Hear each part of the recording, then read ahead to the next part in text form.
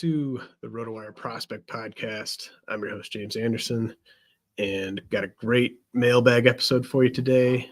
We are, of course, brought to you by Fantrax. Been a crazy last few days for me. I had my flight home canceled Sunday and got sick at some point along the way, but got the top 400 prospect rankings up on the site yesterday, Tuesday.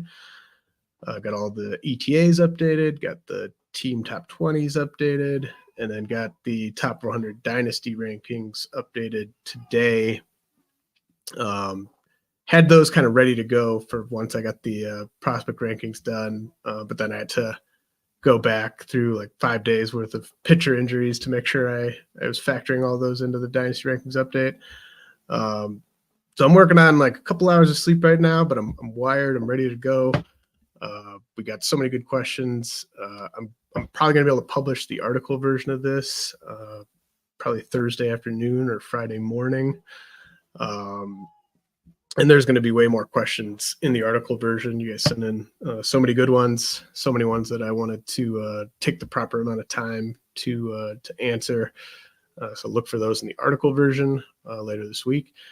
And of course, if you're watching on YouTube, please like and subscribe to the channel and like the video.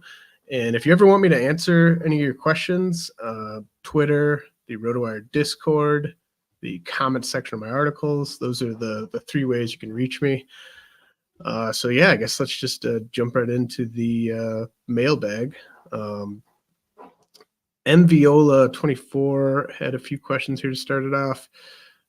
He says, is there a way to see the last update and see how players jumped or fell? Obviously, the arrows, the up-down arrows, those are kind of triggered by if you move up or down 10 spots within the top 100, that's one arrow. If you move up or down 20 spots within the top 100, that's two arrows. And then it's a bigger range outside of the top 100 to generate those arrows. But also definitely go to the specific prospects page that you're curious about. And if you scroll about halfway down the page, if there's still a prospect, there should be a graph that shows their complete ranking history. And you can see exactly where they've been ranked on every update. If they are no longer a prospect, you can still see their prospect ranking history. You just have to scroll down a little bit further. But very easy to kind of check where I've been at on a specific prospect over the years. Next question from MViola24 says, when can we expect Chase DeLauter of the Guardians this year? Yeah, I think the Guardians are probably on the Mount Rushmore of cheapest teams in the league. So, I think they will probably do everything in their power to manipulate DeLauter's service time. That to get the 7th year of control, that's just keeping him down till April 12th. The Guardians are also maybe cheap enough to keep him all the way down until they think the Super 2 deadline's passed, which is usually around the start of June, which would mean they would have to pay DeLauter one less year in arbitration. So basically by early June at the latest, I think, for DeLauter, if the Guardians want to field a real competitive big league lineup before then, I think bringing DeLauter up in mid-April would make a lot of sense. So somewhere in the mid-April to early June range for DeLauter.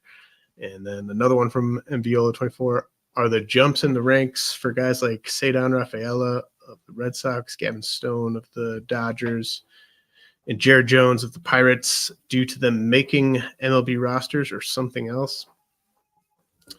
Well, it's all kind of one and the same, right? Like they all performed very well in the spring and they made their rosters as a result. And so now any competitive dynasty team that has those guys gets to get value from them kind of at the earlier end of the range of outcomes, right? And Jared Jones could have flopped in spring training and gotten reassigned to minor league camp in mid-March or something. Gavin Stone, same thing. He could have certainly flopped and been out of the running for that rotation spot. And I don't think anyone would have been surprised if Ceddanne Rafaela had struggled a little bit in the spring and started the year at AAA. So just all positive data points for those guys. And the proximity matters. If you aren't able to help a fantasy team in April and May and someone else is, then that matters. We're trying to get value from these players. Aaron Wade 2 says, love to see Franco Aleman, Guardians relief pitching prospect, added to the list. 144 is higher than Aaron would have expected for a no-doubt reliever like Aleman. So he says, can you expand on that ranking? Do you see relief ace potential with him? Yeah, I definitely see that with Aleman. He's got the big fastball. He's got just absolutely dominant performance track record last year in the mid levels of the minors. And another thing I really love about Aleman is, we're always trying to figure out who can be the next great closer. And part of that is the job going to be open? And I think the Guardians, for reasons I touched on with DeLauter, will be looking to trade Emmanuel Clase this year. It's certainly next offseason. They're just not going to want to pay Emmanuel Clase in arbitration. So I think that closer job will be open by the 2025 season. And I think Aleman lines up perfectly to just kind of take that job. So he basically checks every box I'd be looking for with a relief pitching prospect. And I added a handful of relievers to the rankings on this one because I spent so much time on that relief pitcher rankings article from about a month and a little bit of change ago. And I just feel very, very kind of comfortable with the hierarchy of relief pitching prospects in terms of like who should be valued, who should be rostered. So, I kind of went into that relief pitching prospect article sort of expecting Emiliano Teodo of the Rangers to maybe be the top guy, Ryan Kerkering. But Aleman really, really stood out to me. And I love the sort of path to saves for him. I don't really think he'll be challenged in Cleveland if he just kind of holds up his end of the bargain. So yeah, definitely see relief ace potential with Aleman.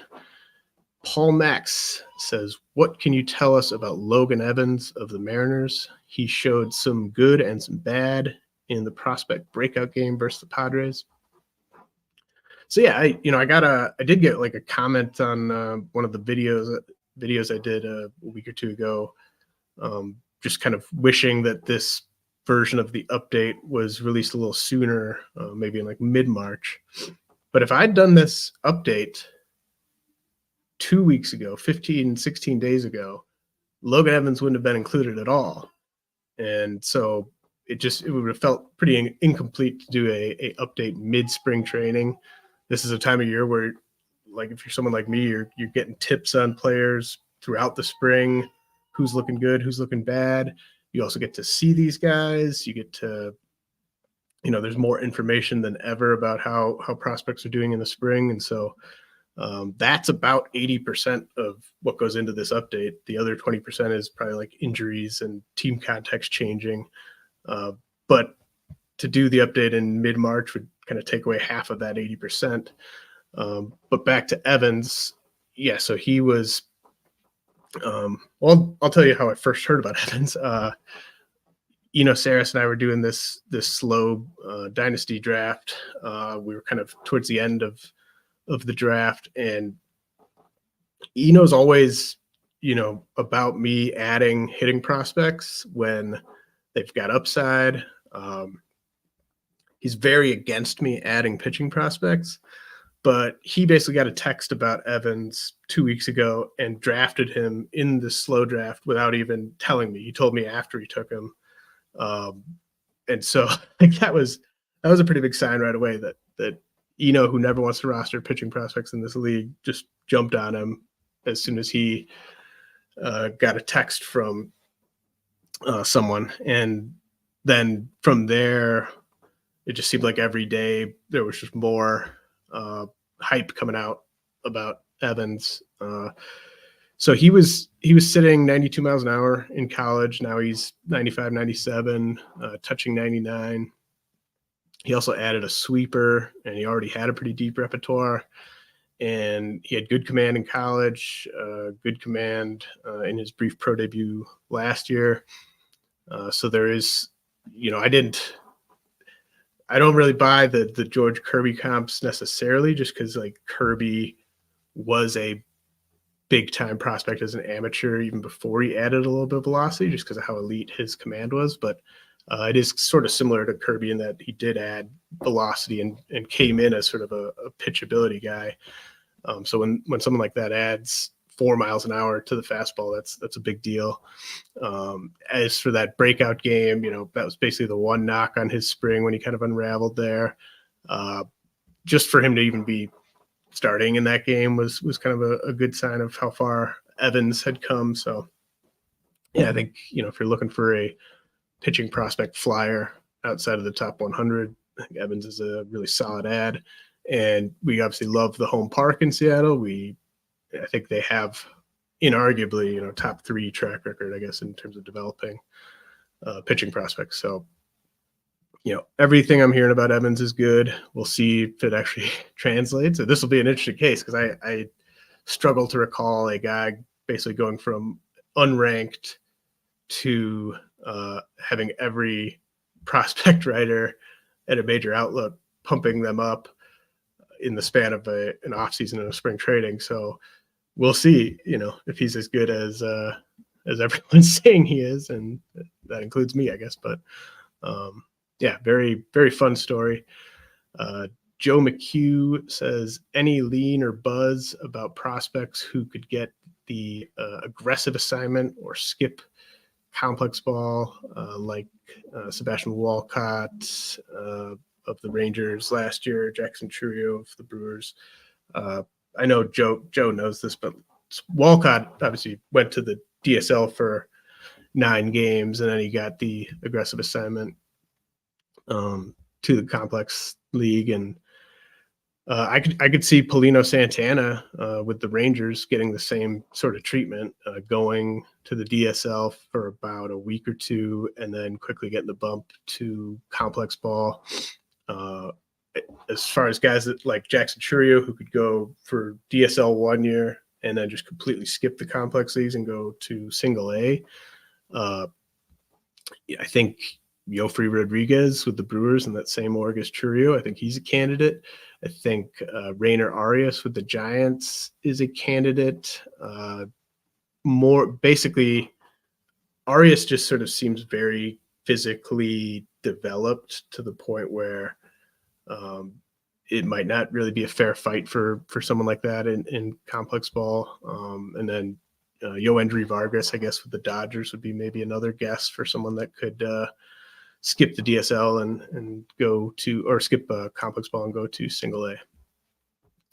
All right, Mookie666 says, I got my claim in for Adam Mazur of the Padres based on the new rank, and just curious what prompted the 50 spot jump. I'd been sort of operating under the assumption that Mazur had been in the sort of low 90s with his fastball, but got some information that he was more kind of at least sort of touching, mid 90s. And he's always, and Mazur was sort of a projectable college pitcher in the first place. So it's not surprising to me that he's improved the fastball. And so he just, he has a lot going for him. It's definitely starter traits, good team context there in San Diego. So yeah, I think it's just, he's someone I think is worth rostering in those types of, 200 prospect roster, 250 prospect roster type of league. Okay, let's head to a message from our sponsors. Fantrax is the most customizable fantasy platform in the industry, offering the greatest fantasy experience for your dynasty keeper, redraft, and best ball leagues. Coming from another service, Fantrax makes it easy. Fantrax can import any of your current leagues and customize if needed. Fantrax offers the most in-depth player pool in the industry, including minor league players. Do you need a customizable commissioner service for your fantasy league? Fantrax offers more customization than any other platform. Waivers, categories, scoring systems, schedule. Fantrax offers custom solutions for all that and more, and it's all free. Sign up for free today and be entered to win an official MLB signed jersey from Vladimir Guerrero Jr. Simply go to fantrax.com/RotoWire and sign up today. That's fantrax.com/RotoWire. Fantrax, home of fantasy sports. It's officially baseball season, and it's time for MLB Best Ball on Rival Fantasy. That's right. Rival Fantasy now has Best Ball. Full season lobbies are live now until opening day with both fast and slow drafts. Then weekly and daily drafts will be available from opening day through the end of the World Series. Best Ball is all the fun of the draft without the season-long management. Enter a league, draft your squad, and the app does the rest. No need to set your lineup or make waiver moves. The highest scorers at the end of the regular season will be the winners. Invite your friends and start drafting for the 2024 fantasy baseball season today.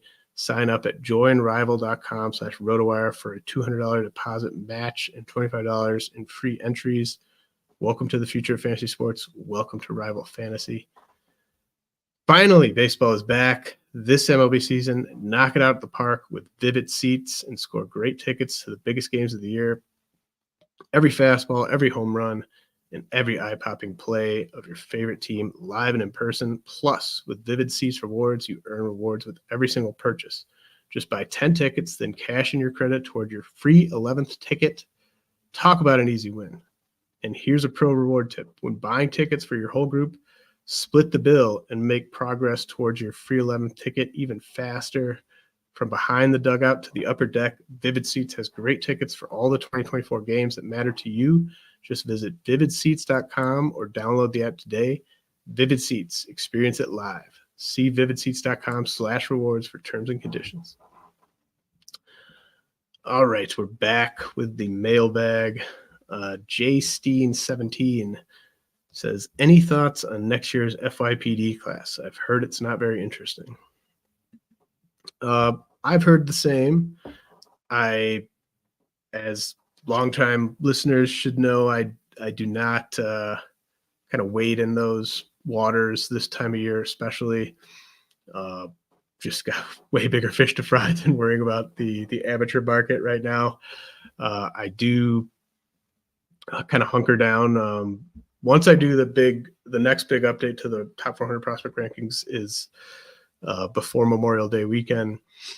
And so once I submit that,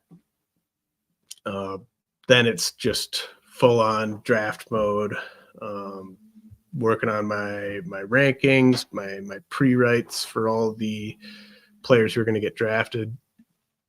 So I am not a year-round FYPD follower. I do the draft basically from all of June through the draft, and then I do the big post-draft update. But from what I've heard, it's kind of just a normal class. I think last year's class was a well above average class, maybe even one of the best classes since I've been ranking prospects in over 10 years. This upcoming class, it's kind of dominated by college guys.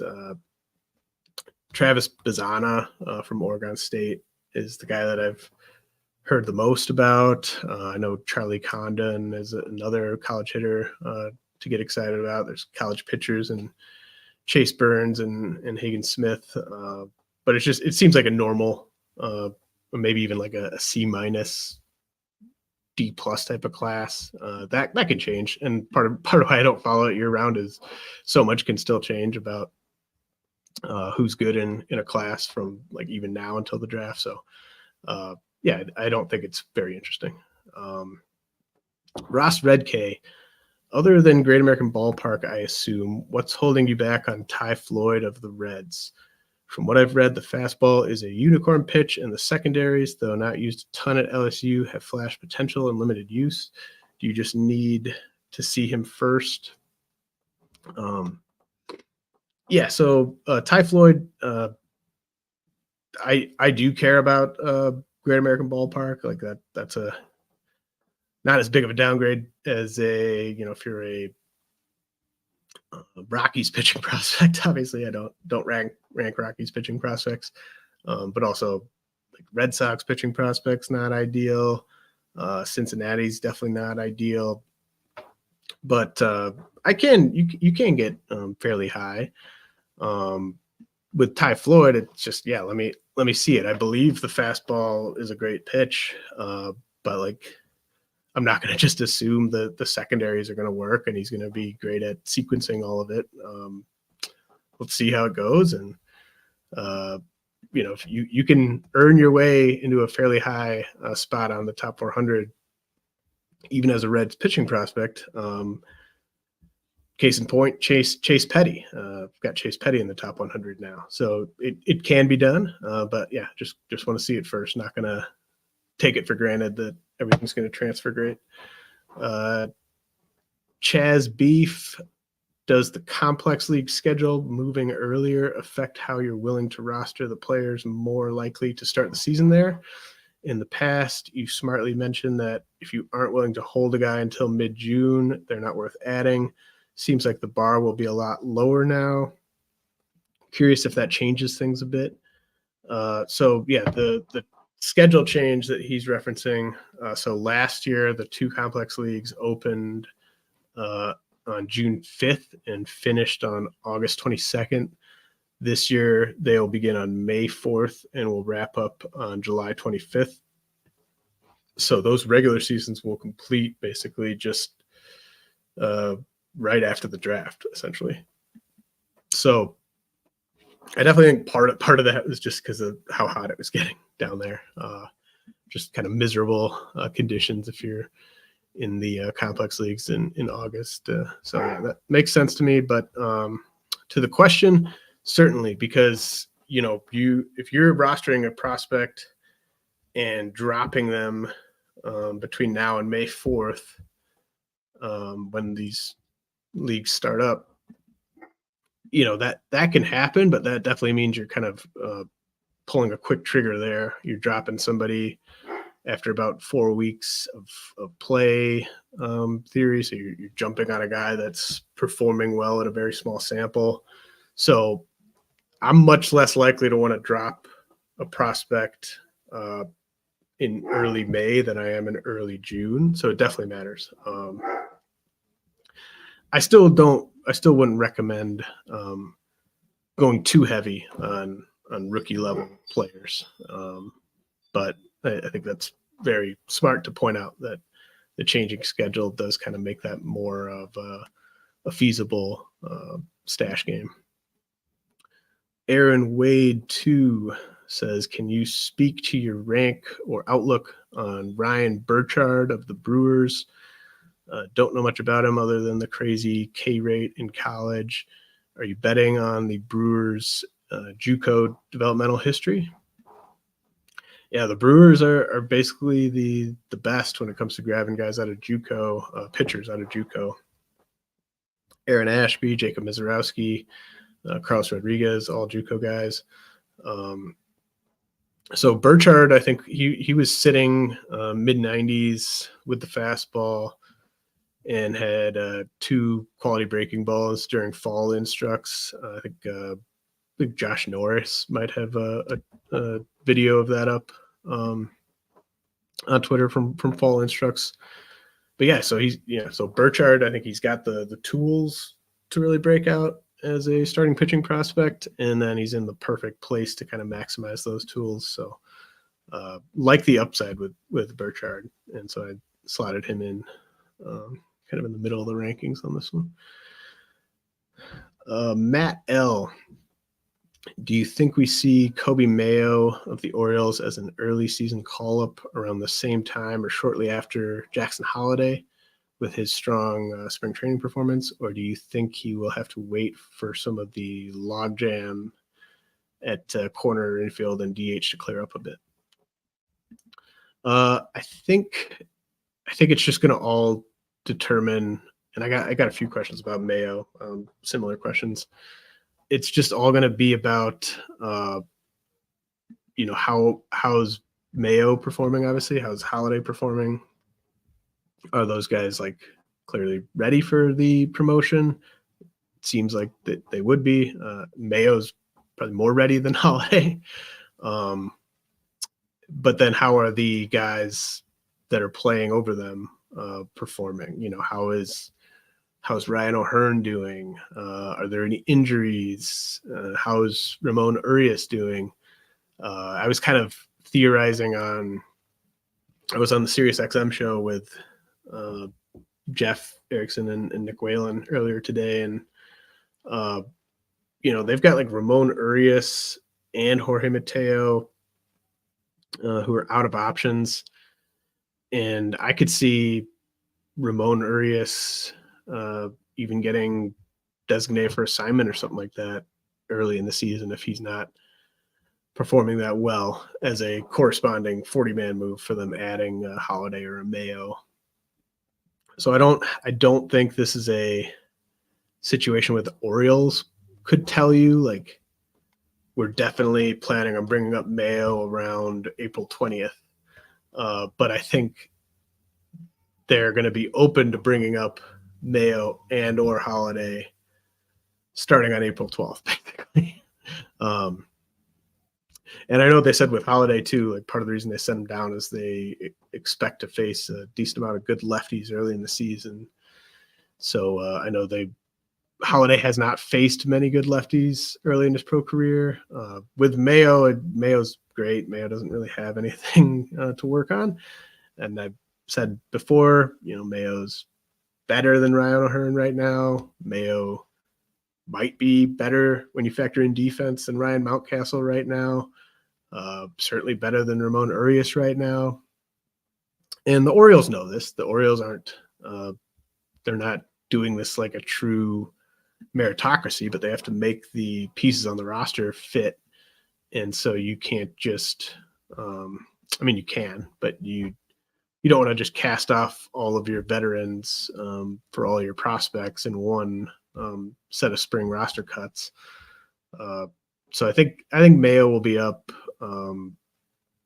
within the first couple months of the year, but it's definitely a fluid situation. And if we get news in late April that, Ryan Mountcastle's going to the IL with like a serious injury or something like that, I would expect a corresponding move to involve Mayo. Same thing with O'Hearn. And Urias, I think Urias is maybe more of the corresponding piece for Jackson Holliday getting the call. But yeah, just very tough to say exactly when those guys will be up, but April 12th is when they'll have an extra year of control over those guys. Early June for Super 2 purposes, but I think Holliday will be up before early June. And Mayo, I think it's just kind of when are they willing to pull the plug on one of these vets? I assume I'd be surprised if every single one of those guys we just talked about is performing very well in mid-May. Okay. Doc's Dynasty Stash essentially wanted to know why Max Clark of the Tigers isn't a little bit higher. I moved Clark up on this set of rankings. I think I had him just a little too low on the last one. I think I had him in like the mid 40s. Now he's in the late 30s. It's just the power with Clark, very much TBD. I don't doubt the leadoff potential or the stolen base potential, but we know he's not going to be playing in a favorable park for power. So if he's just a guy that in a normal park would be a 15 homer guy, in that park he might only be a 10 to 12 homer guy. And so we're definitely hoping for Max Clark to kind of tap into more than 40, 45 grade power. And so I think he's got the potential to finish the year ranked very highly if we see signs of that. question about a guy I've got ranked one spot ahead of Max Clark. Process over results says Colt Emerson of the Mariners. Does he have a legit shot at a top 5-ish or being ranked top 5 or so next year after graduations? I wouldn't say Emerson has a legit shot. I'd say he's got an outside shot just because he's not super close to the majors, and he's probably not going to run very much. TBD on how much Emerson runs, but like with Max Clark, we know he can run. We know he's 25 plus steals.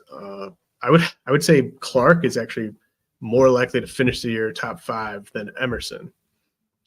But I think Emerson is more likely to finish the year top 20 than Clark. So that kind of tells you where those guys are at. Emerson, I think Emerson's kind of just a 4-category guy that you hope it's 30 homer power and not like 20 homer power, but the hit tool should be fantastic and certainly a future everyday player. Cream City Prospects has a couple questions here. Is it more likely that Samuel Basallo continues to develop as a catcher, or his bat is fast-tracked by a move to first base? Would either of those potential outcomes impact your ranking of him? I would rank Basallo higher if they just came out of nowhere and just said, we view Samuel Basallo as our first baseman of the future. We think he's going to be our everyday first baseman sooner than later. You know, if the Orioles just came out and said that, I would rank Basallo higher. They're not going to do that. I think they envision him being a catcher who also basically it's going to be Basallo or Rutschman at catcher every day, and then whoever's not at catcher is likely going to be at DH that day.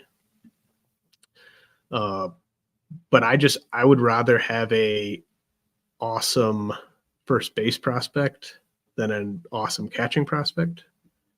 If you disagree with me, then yeah, I mean, keep pushing Basallo higher, but yeah, I don't expect that to be announced or anything like that. So I think just assume he's going to remain catcher eligible and get time at DH when he's not catching.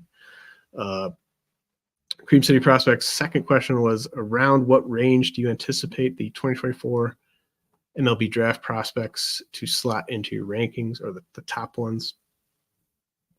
So yeah, I mentioned a couple of those hitters, a couple of those pitchers earlier.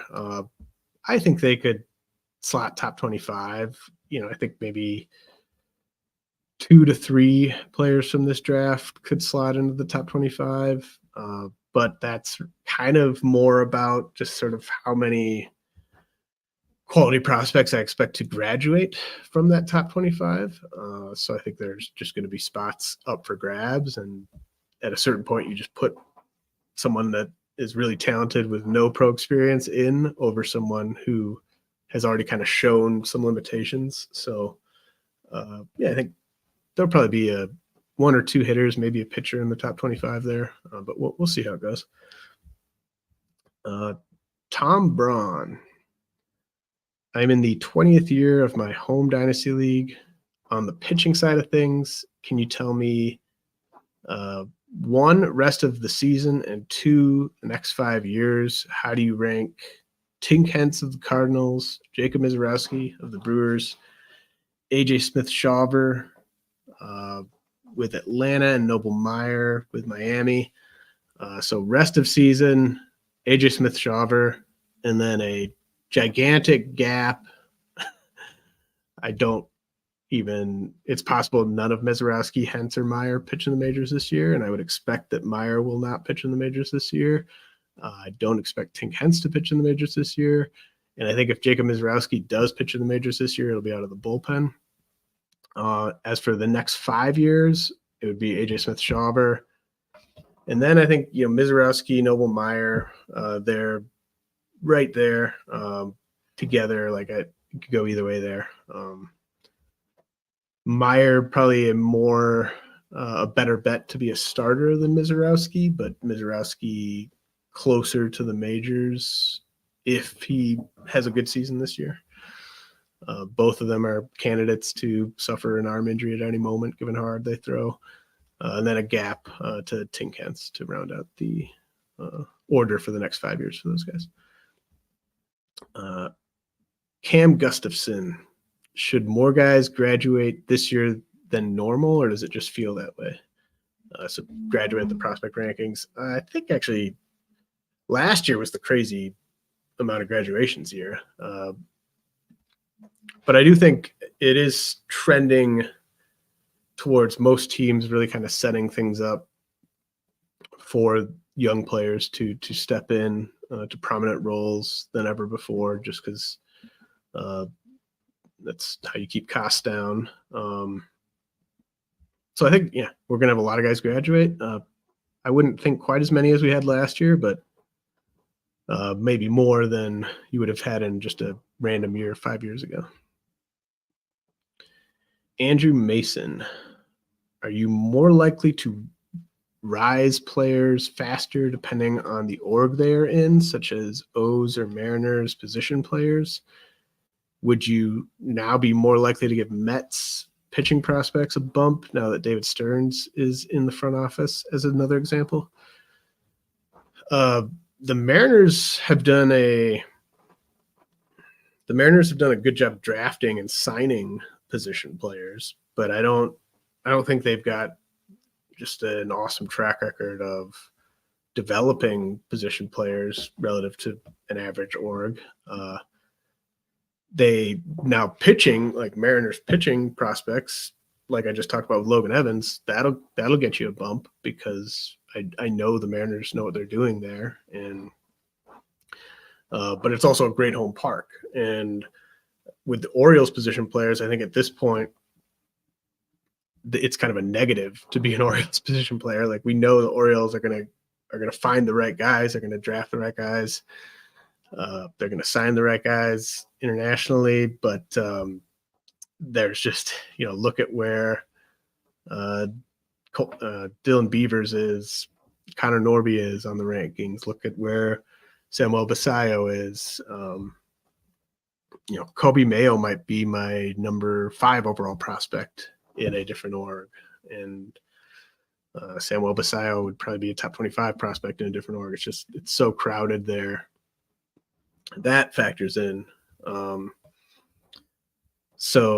And I definitely trust David Stearns to get the most out of guys like Christian Scott, Blade Tidwell with the Mets, but it's also, a great home park.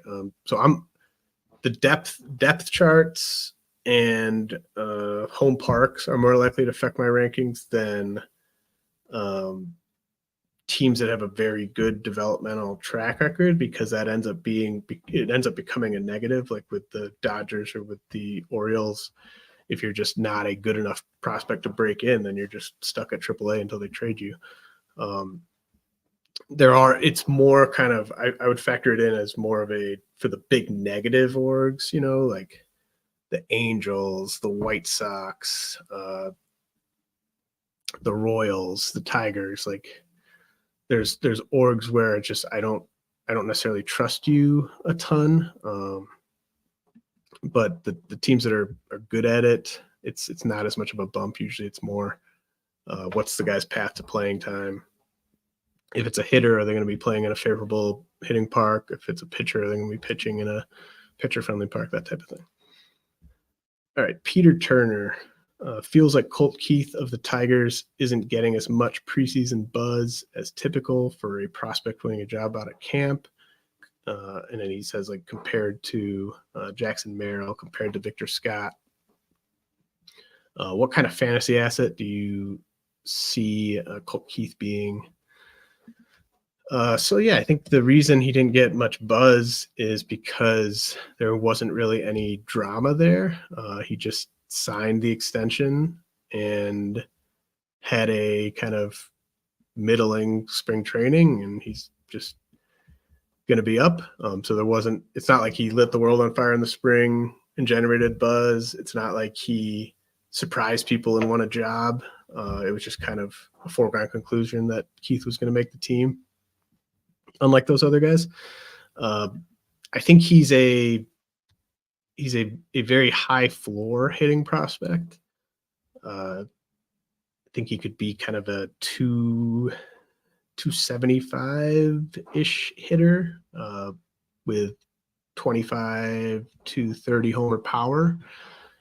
I think in a better home park, it could be just 30 homer power, but it's tough to just be a regular 30 homer guy in Detroit. So I don't know if Keith's going to quite get there. So I think you're hoping for sort of like a Justin Turner type of fantasy career from Keith. Maybe not quite those peaks with the batting average, but he could get there. The big thing with him is just, is he a good enough defender at second base for that to just be his spot, and for him to not be bringing errors from the field with him to the plate? Because the rap on Keith forever has just been, this is basically a guy that you want DHing. He can't play third, he can't play second, he can't play first. There's been reports that the defense at second base is better. We'll see on that. So I think that's the big thing to just kind of keep an eye on with him. Is he just holding his own defensively? That'd be great, because then we can just count on him being everyday second baseman for the foreseeable future. But I don't think it's a foregone conclusion that Keith will be good enough at second base that they don't eventually end up having to move him to DH. So that's the biggest thing to watch with him. But just for average / OBP, home runs, RBI, Keith's a really good prospect. Mike Genre says, after graduations this year, Walker Jenkins of the Twins is a clear top 3 guy based on what we know right now? Question mark. Yes, I think if Walker Jenkins is not a clear top 3 guy at the end of this season, or clear top 3 prospect at the end of this season for the Twins, well, I mean, in all of baseball, but yeah, we're talking about Walker Jenkins here. I think he's the favorite to be the number 1 prospect in the game a year from now. All the guys I have ahead of him are certainly going to graduate. I would be stunned. So Wyatt Langford's going to graduate. Jackson Holliday's going to graduate, I think. Jackson Churio is going to graduate. Junior Caminero is going to graduate, I think. And Jason Dominguez is going to graduate, I think. Those are my top 5 prospects. So Jordan Lawler, he's my number 6 prospect. I think he's probably going to graduate. So Jenkins is just the default choice for number 1 prospect in the game a year from now. And he could be passed by someone, but if Jenkins is not a top 3 prospect a year from now, then then he would just have fallen quite short of my expectations. Like Walker Jenkins, I don't know, I'm not an expert in the card game, the hobby, but I would just want all the Walker Jenkins Bowmans that I could get right now. Exerson1 says, what makes Xavier Isaac, first baseman with the Rays, a top 15 prospect? Well, I just think he's going to be a top 5 fantasy first baseman for a long time. once he gets into his prime, he just does everything that we want our fantasy first baseman to do. You really have to look hard to find a negative with Isaac as a hitter. You know, the lefty righty splits are probably the one thing you could like look at and say he's not very good at hitting lefties, but the sample is just so small and he's so good against righties. I just don't think that's going to matter. I think that was a valuable lesson with a guy like Tristan Casas of just, you know, bet on the really talented, really good hitters, guys that work the count. Like you just bet on those guys sort of figuring it out against same-handed pitching. And definitely don't make the mistake of looking at Isaac. Like, don't be underwhelmed by the fact Isaac only hit 19 homers last year in 102 games. He's got just insane power. So I I've had a Ryan Howard comp on him for a while, and that's not a get to the majors at 25 like Ryan Howard, but like that's what the peak production I think is going to look like. Just, 35, 40 homers, really high batting average relative to first baseman, really high OBP relative to first baseman. And he's going to be 20 all season, and I think he's going to get to the upper levels of the minors. So I love everything about Xavier Isaac. I think he will be a top 5 to top 10 prospect at the end of the year. I guess the one thing is he's not going to run. Like, he stole 12 bases last year. He didn't get thrown out at all, but he's a big kid. If he steals any bases for you, I think that's just gravy.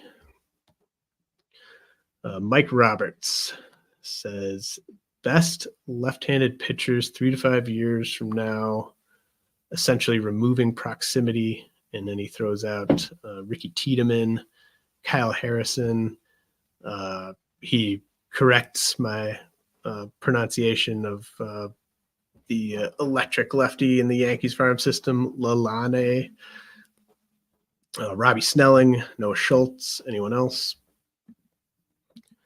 So I think this is just kind of a who has the highest upside question, because I will never remove proximity when I'm ranking pitching prospects. I'm sorry. Proximity matters just so much for me with pitching prospects, not only because they can help your team faster, but because if you're telling me a pitcher's not going to reach the majors for 2.5 years, 3 years, I'm just going to assume something went really wrong in those 3 years. It's very hard to spend 2 to 3 years pitching in the minors and get to the majors unscathed without any injuries, without any command issues or delivery, getting out of sync issues. So proximity for pitching prospects is massive to me. But he's saying I need to remove it. So I'm just going to treat this like an upside question. So I think Lalane and Schultz, Lalane with the Yankees, Schultz with the White Sox, and Tiedemann. That's probably the top 3 for upside, but I think that's definitely not how I would approach rostering pitching prospects.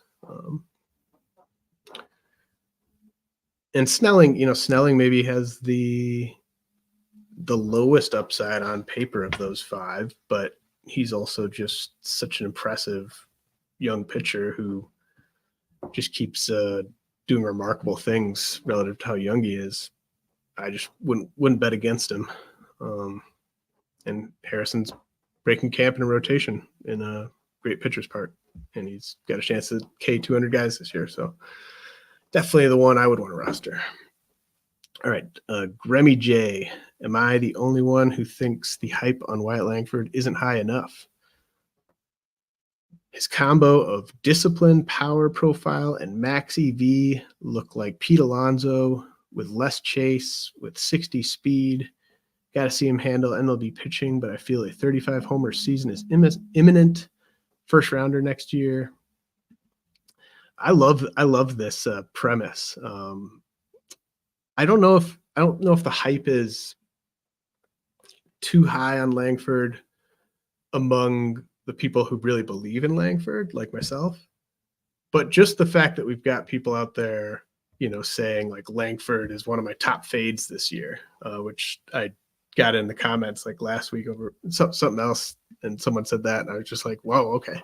So we don't have full buy-in on Langford yet. So yeah, I think anyone who is doubting Langford is going to look wrong for doubting him. But I agree with everything he said. Like I said a month or 2 ago that he's going to be a top 10 pick in his prime years. So yeah, I think you're on point, Grammy J. Others maybe not so much. Neil Comer, does Dylan Cruz bad spring trouble you at all? I don't really care what like Dylan Cruz did in the spring that much. What he did at AA last year, it troubled me a little bit. And I think it's pretty clear if you've been following the way I've been ranking the first year player draft guys, like I would consider myself one of the lower people on Dylan Cruz. And I think he could fall a decent amount on the rankings this year. I'm not going to bump him out of the top 20 until he actually deserves it based on what he's done in a couple months worth of games at AA. I just think his amateur track record deserves a bit more patience than that, but I never really considered bumping him like into the top 10 or anything on this update. I think he's closer to outside the top 20 than inside the top 10. Because I don't really see, I think like Dylan Cruz's upside it is kind of it's like it's a good version of Seiya Suzuki sort of. It's not and good version of Seiya Suzuki was awesome last year. I drafted a lot of Seiya Suzuki in drafts for this year, but like he's not, I don't see Dylan Cruz being a 35 homer guy or a 20 steal guy or a 300 hitter. I think his best stat is probably going to be OBP if it all comes together and runs scored. And then he's got a nice park to max out at 25, 30 homer power, that type of thing. But like I've been kind of fading Cruz relative to the market for a while. So Leo Kelser says he got some favorable notices in Nats camp, but are you viewing Trey Lipscomb as mainly a utility infielder given the ranking? Or is there potentially more there? Do you think he takes the second base job this season? Yeah, so I added Lipscomb at 325 on the ranks. Honestly, I could have ranked him higher than that. I think on a lot of teams, he would not even really have a chance of getting significant playing time in the majors early this season. But the Nationals are not a lot of teams. They are going to have playing time available. Luis Garcia is the incumbent at second base. Looks like Nick Senzel is lined up for some steady work at third base. So, Joey Meneses at DH. There's plenty of avenues for Lipscomb to crack in there as an everyday player. So, I think he's going to benefit from the team context in terms of playing time in the park. And few guys had a louder spring training sort of out of nowhere than Lipscomb. So that got him out of the ranks. I'm not capping him at utility infielder. John Tepurzer, thoughts on Wikelman Gonzalez of the Red Sox? Yeah, I've talked to a lot of people this offseason that think Gonzalez is a reliever. He's got just crazy good stuff, but he needs to take a step forward with the command and control this year.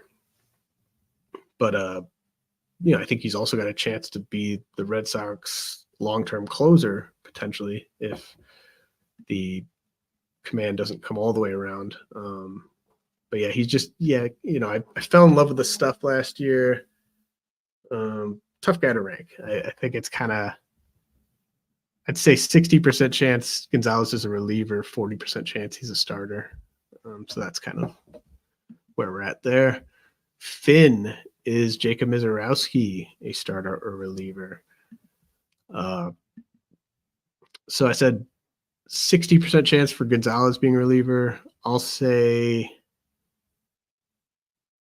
45% chance for Misiorowski being a reliever. But I think he even more safely than Gonzalez would profile as a closer if he had to move to the bullpen, Misiorowski. So, couple guys with some stuff to work on this year in Gonzalez and Misiorowski. Scott Corlander says Felnin Celesten was touted as the best in his international free agent class by many. Do we think any less of his talent now, or are we just waiting for data?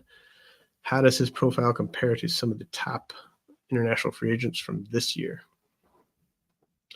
So the big thing with Celesten is just the hit tool. Like you're very, you kind of got to read between the lines with the way people talk about the international guys with the hit tool. But I always sort of got the sense that we were talking about kind of like a 45 hitter with plus speed and plus power with Celesten. And so when they're that significant of questions about the hit tool, I want to see how it actually translates. Like sometimes these guys get into games and it's just like, oh, you can't hit it all. I don't expect that to happen with Celesten, but I also just, I got him at 129. If he makes contact at a solid clip this year, he will certainly finish the year inside the top 100. But there's a chance he could finish the year outside the top 200 as well. In terms of guys that he compares to, I think very similar actually to Dawel Joseph, who the Mariners signed this year. So I have Joseph one spot ahead of Celesten just because he's a year younger, and basically it's the same tools. So yeah, I think Celesten is someone I can't wait to see how he does in this first 6 weeks or so this year. All right, got one more for you, and we'll wrap up the pod version. Scott Corlander, does Nick Nastrini of the White Sox have the command to stick in a big league rotation? I think he's got the command to stick in a bad big league rotation, which the White Sox are. He's going to be a high whip, high strikeout starter if it all comes together. Like a guy where you're getting like a 1-3-2 type of whip, 1-3-4 type of whip with over a strikeout per inning. Like that's kind of what you're hoping for with Nastrini. And obviously you're not going to be getting a bunch of wins anytime soon with the White Sox there. So the other thing is with guys on teams that are this bad, like they're not gonna pull the plug on him as a starting pitcher anytime soon at all. They're gonna give him every chance to figure it out. And then Scott said same question, but for Joe Boyle of the A's, only more so. Yeah, Joe Boyle. A lot of what I said when Nastrini sort of applies, like the A's are gonna, especially after what he showed in those, he had 3 okay starts in the big leagues when you factor in the opponents, but he didn't walk many guys, and then he had 3 really good starts for the A's at Double-A as well, and he did a decent job at suppressing the runs at Triple-A, even with the automated balls and strikes.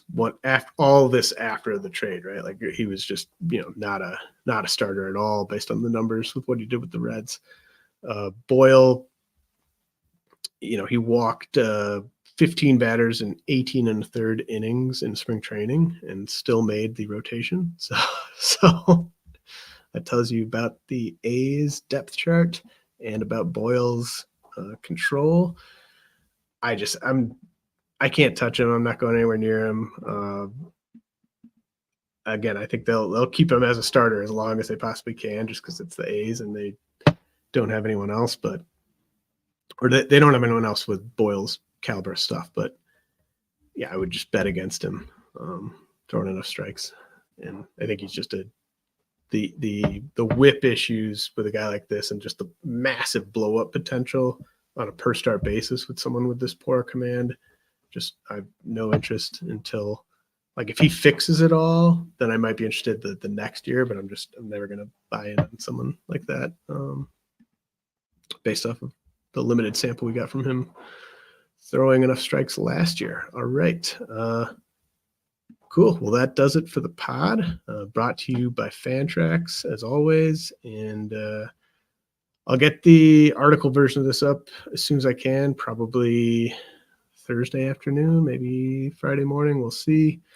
But definitely appreciate all the great questions. Appreciate everyone that checked out the top 400. Subscribe to RotoWire if you're not already, please. Like the YouTube channel, subscribe to the YouTube channel. And yeah, have another pod next week.